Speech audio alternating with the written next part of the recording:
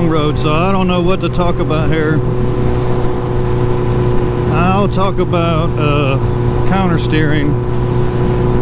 This is basic beginner stuff, but you'd be surprised a lot of people ride motorcycles and don't know. They just lean, and that's where they get in a lot of trouble on turns, or in a bad situation where they've got to do some evasive driving and stop from getting in a wreck. But you actually push right to turn right. So, not touching the handlebars, push right and the motorcycle goes right. Push left, go left, okay? So, if you're just starting, you're just riding and you didn't know that, just always keep in mind you push right to turn right, push left to turn left. Okay, you're not turning the handlebars right to go right or turning them left to go left. It's actually the opposite. So push right, push left, turn left. Okay, the bike will lean, automatically it'll go. And if you're in a turn and you get in a hairy situation, a lot of people, they get scared and they hit their brakes. And a lot of people start the turn and with the counter steer, but when they get in the turn, they rely all their turning onto leaning.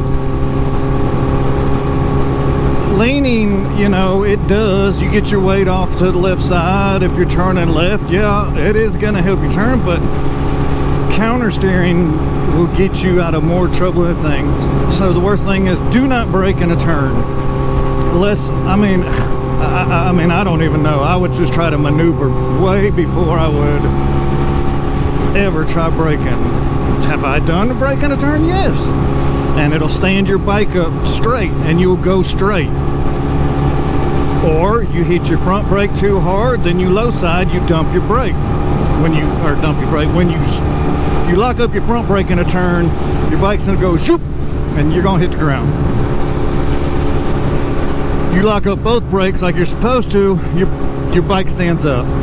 You lock up your rear brake, or if you lock it up, then you slide, and it just depends on where you're at. But normally in a turn, if you touch your brakes, normally most people don't panic brake in a turn unless there's a car in their lane or something crazy, and then it just goes to heck real quick.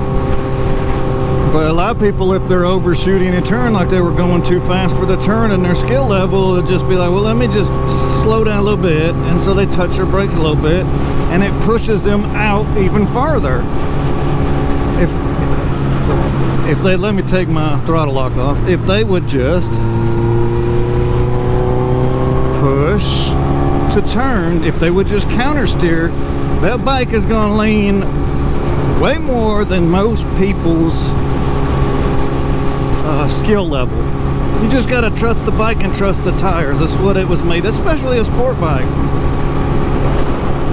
If you got a cruiser or something, you know, you got to worry about dragging floorboards and, you know, foot pegs if they don't rise in a turn, you know, if they hit the ground.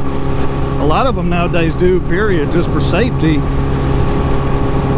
Some of these older bikes, you know, you drag a foot peg, you're going to, that back end's going to swing outside, you're going to wreck. There's a lot of things to think about, but the biggest thing is don't go over your skill level. Happens a lot most of the time when somebody is riding with a group of people and the people they're riding with, their skill level is way higher and they're trying to keep up. They're trying to impress, and that's when you get in trouble. You know, if you're riding in a group, say, look, you guys are way faster than me, just go on, you know, do your thing, I'll catch up to you. Stop every so often, let me catch up, you know, but don't try to hang with the big dogs when you're a little dog. All puppies got to grow up, got to go through that puppy stage, man. You can't just be born a Doberman or a Rottweiler or a Pit Bull. You know, some people, they just got the mechanical skills, you know, they're good riders regardless, but you gotta take baby steps. You gotta get up there and, you know, just don't want anybody getting hurt. But anyways, I just thought I'd cover counter steering, a quick little clip.